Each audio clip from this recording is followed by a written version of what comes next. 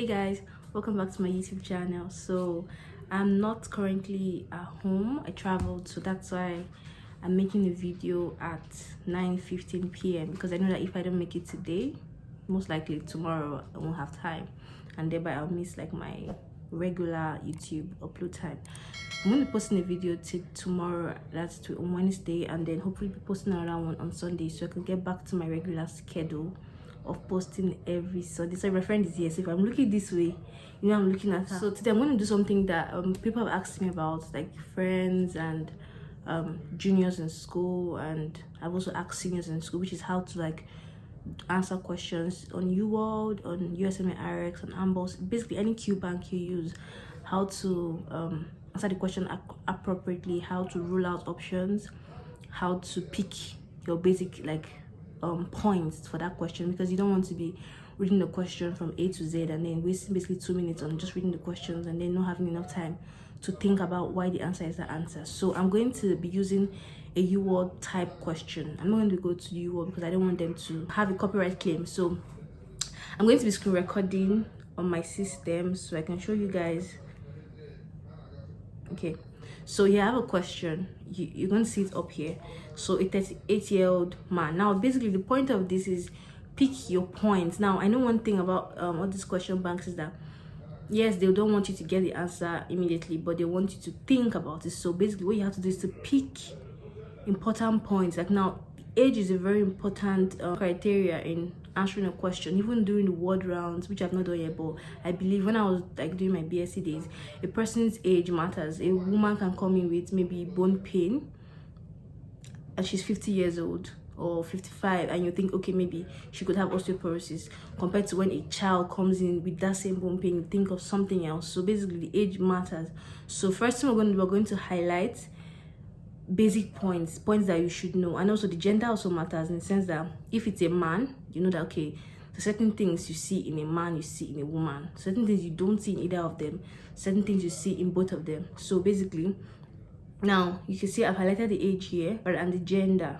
Now you go over to what he comes with for evaluation of discomfort in his wrist.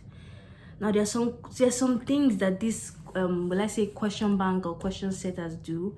They like give distracting points that okay, like now this you can see from the question, you can see they're asking you about personality disorder. Why are they breaking up the person has what discomfort in his wrist? So if you're not like if you're not smart in the sense of knowing okay, this point doesn't really matter, you actually focus on that pain or discomfort in his wrist. But you can see from the and one part I'll tell you guys, always read the last part of the question first. That's what I will say at the beginning.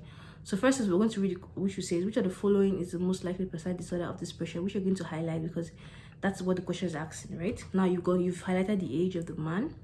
You go to the symptoms may related to typing all day, every day. Basically, those are all distracting points. Now the patient is a software engineer, prefers to work remotely from home to avoid wasting time talking, interacting with workers. Now this is an important point because you talk about personality disorders, which involves either you can see options, you have antisocial, you have avoidant, you have obsessive compulsive, you have paranoid, you have schizoid, and you have schizotypal. So basically you're going to look for when I say points that relate to the options they're giving you there. So basically you don't need to look at he has problem typing all day or his hands are aching because he types all day. So you go and highlight the fact that he avoids wasting time talking to interacting with workers. Now basically as at this point that I personally like to do I personally like to cancel out my options because I know that okay, they didn't mention anything that him has to do, maybe him being obsessive about a particular character or behavior. So basically that cancels out. Basically what you have to do is that, okay, rule out things that don't make sense, things that from the question stem you don't see a reason why that should be an option. So basically I'm going to rule out obsessive compulsive disorder, which is not going to have any effect. Now I'm going to highlight what I'm ruling out because I can't strike out here because it's of the QBANK, right? So I'm going to make it red, so that shows I'm canceling that thing out. And then you see something else said he rarely leaves his apartment and spends his spare time on his computer reading online forums about space exploration and the possibility of alien life. When asked about relationship, he says, I've always liked being on my own. He spent a large portion of his childhood assembling and rebuilding electronic devices and had few friends. Now you can see that this is also a point. The patient basically doesn't like associate with anybody, and he's fine with that. He does not want to be, he likes to be on his own. So that's the point you have to highlight again. And then you can also see it saying that, okay, he disassembles and rebuilds electronic devices, which is also a distraction, and he also had few friends. So that's something we're going to highlight again. And then they said his effect appears constricted and responses to questions are limited. Now, reason why I said we should rule out is because if it was antisocial disorder or avoidant disorder, if it was antisocial disorder, he will have problems with facing authorities, like how I put it. He'll be rebellious, right? They mention anything about him being rebellious, or him being unlawful, or engaging in like unlawful things, or being rude. They didn't mention, so that cancels out antisocial disorder. So you strike that out again. Now, when it comes to avoidance is like opposite of what the answer is going to be. Avoidance is when you want to associate with people, but you just can't. Maybe you don't have the emotions, let me use that word, emotions to link with people, but you in your heart you actually want to, so you cancel that out, because it basically says he prefers to be on his own. It's not as if he wants to be friends with people, he cannot. So that cancels out avoidant disorder. Like I said, we cancel out OCD because he doesn't have like maybe washing his hand 10 times, make sure your hand is clean. They didn't mention that. So that's the first thing I would personally rule out, because that doesn't even link to the question or link to this question stem. The next one is paranoid. Now, paranoid is what? Trust for others, you have anger issues. But here they didn't mention about that, just said he likes to be on his own. So that cancels out paranoid disorder again. Now, at this point, we're left with two, which is schizoid and schizotypal. Now, you have to think about it. What rules out schizoid from, or what differentiates schizoid from schizotypal? You have to think, okay, if it's schizoid disorder, what do you think I'll see? If schizotypal, what do you think I'll see? Now, let's start from the last one. If it's schizotypal disorder, it's like you have perceptual behaviors, you have eccentric behaviors, and you have like telepathy and other things. So basically, let me mention about the person having problems with the behavior. You can see that he's not ill-behaved, he's not rude, and so that basically cancels schizotypal. So that now leaves us with one option of schizoid. Now this I'm taking so much time reviewing the question because it takes a normal exam day. You won't have 10 minutes or 8 minutes to review a particular question. You have 3 minutes, 2 minutes. So guys, my point is that pick your important points. You don't need to read the whole question stem, how they call it. Pick your points, look at the question stem, like glance through it and just say, okay, age matters, 38 years old, this matters, maybe his symptoms you're seeing. They will always want to distract you with other points, or points that should not make sense, or point that would lead you astray from the answer. But you have to remember that you have to draw yourself towards the answer. Like now the question stem here, the answer is going to be schizoid, because he has problems with associating with people. He likes the fact that he doesn't talk to people. It's not as if he wants to, he doesn't want to. So that gives us the only answer as schizoid. Now, if there are any other points that maybe in the question stem that helps you relate, so I know these people, they never ever give buzzwords, like words that like words that will help you.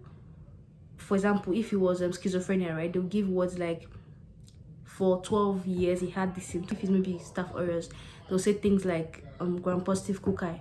They hardly do that. They hardly highest they'll tell you coagulase positive. Do you get what I'm saying? So basically you have to be able to think fast and think, okay, if this is not antisocial, cancel antisocial out, cancel avoidant, cancel OCD, cancel paranoid, and then relate.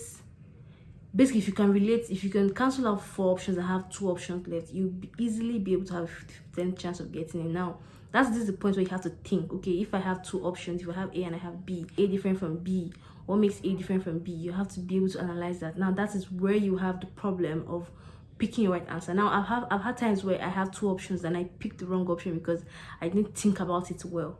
So guys, always remember to think about your options. Think about why this answer is this answer. Don't just jump into it. So this question here, you can see here, it says a 24-year-old previously healthy man. So what I always say is, I always highlight your age Now, like I said, next thing you do is to read the bottom part of the question, which is which of the following agents is the best initial treatment for this patient. So they're asking you for what pharmacological treatment for the person. So you do what you highlight it again.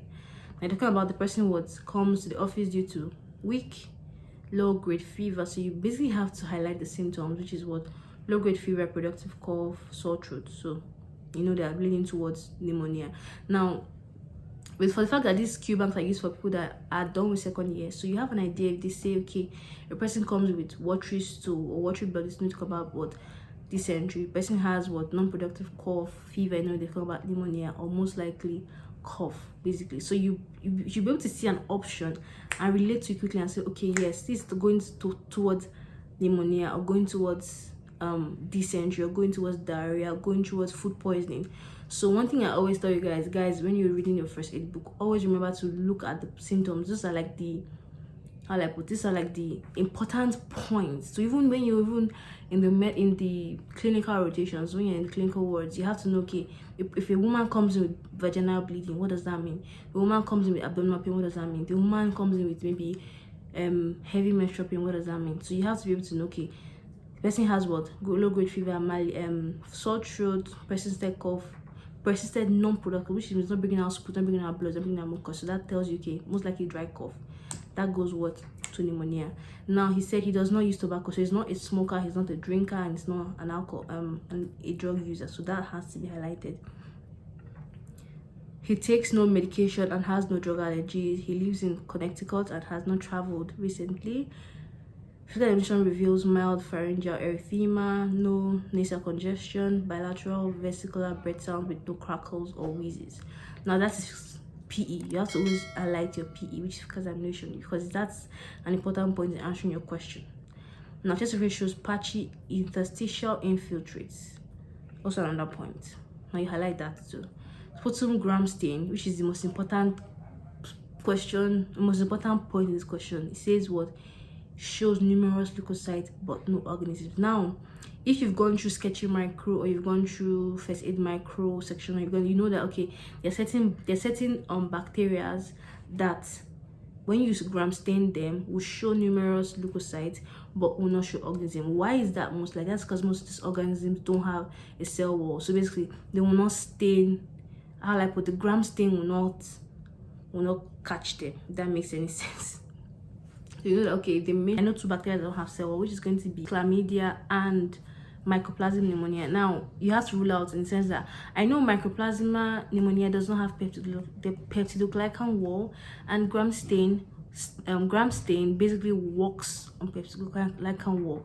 I know chlamydia has protein, it has a protein wall or something like that. So basically these are the two organisms that you know will not show on gram stain because they don't have peptidoglycan wall. So that's how you go to rule out, okay, now this has to be either mycoplasma or chlamydia. Now you know if it's chlamydia, you see other symptoms, like you know what chlamydia symptoms come with, so you know that okay, it has to be mycoplasma. Now because it doesn't have a cell, you can't use folate synthesis on it, which is not going to work. You know you can't use, so you just rule it out. You can't use cell wall because basically I just said it does not have a cell wall, so you can't use that on it. So this won't basically work. We know you can't use ergosterol synthesis on the drug. Now you have to decide, okay, what drug do people use to treat mycoplasma pneumonia, which is always going to be either a macrolide or a tetracycline, which macrolides work on the 50S. I don't know what the word is, but that is where we have the cell, which is what clindamycin, chloramphenicol, erythromycin, linezolide, and one other one. Yeah, there are five. Now you know, okay, since it has to be a macrolide or tetracycline. Now we know that macrolides are not ergosterol synthesis. Definitely they are not. We know that mycolic acid synthesis are drugs like isoniazid, those drugs that work on tuberculosis, Mycobacterium avium intracellular. So you know, okay, that can work. So basically, answer you have to know is protein synthesis, which we already said is what it works on 50S. macrolide is a protein synthesis inhibitor. So that's why, you know, okay, that is my answer, because it cannot be a cell wall synthesis, it cannot be a gosterol, it cannot be a folate mechanism antagonist, it cannot be a mycolic acid synthesis. So that's how you will be able to rule out the right answers, and then you come to your answer, which is going to be bacterial protein. Now don't forget, guys, always learn to cancel out your options. It makes it easier, it makes life easier for you. And now you have to know that, okay, patchy infiltrate basically talks about what? Atypical pneumonia. Another way to go through that, know that, okay, typical pneumonia is going to be most likely mycoplasma pneumonia. So that's how you'll be able to like arrive at the right answer. One thing I learned so far studying for the step 1 exam, or studying for basically any exams I've been writing since I entered medical school, is that if you don't know an answer, please skip it and move to the next question. Don't waste time on one answer, because if you do that, you end up losing time and you might even fail whatever you're wasting time on. So if there's something you don't know the answer for number 2, move to number 3. Maybe what I do in school, then I make an asterisk on it, so I know that, okay, I've not done that question. And then you come back to when you have more time. Remember, time management is one important thing in the medical school, because, for example, you have to do like my school, we do a 50 exam question in 1 hour.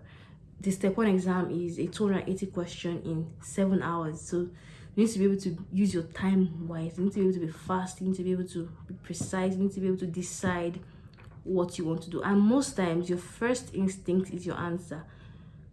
Your first instinct, and try your best not to change your options or your answer when you answer them, because that's one thing that leads you to possibility of failing more. So that's all I have for you today, guys. I hope this was helpful. If you need any more like questions, don't forget to ask me. You can send me an email, becomedoctorsteven@gmail.com. You can find me on Instagram as Miss Steven, or you can check my study page, which is Become Dr. Steven. You can also take your time in answering questions, but don't waste so much time. So don't forget to subscribe if you haven't. Don't forget to like, don't forget to comment, don't forget to share with a friend. I'm going to be posting something else on Sunday, very interesting stuff actually, with a friend of mine, so you guys should watch out for that. And don't forget to drop a comment and tell me how do you answer your UWorld questions or your RX questions. How do you tackle them? So help me answer that, or help give your opinion, so also let's also learn from you and how you answer your questions. So thank you, guys. See you later.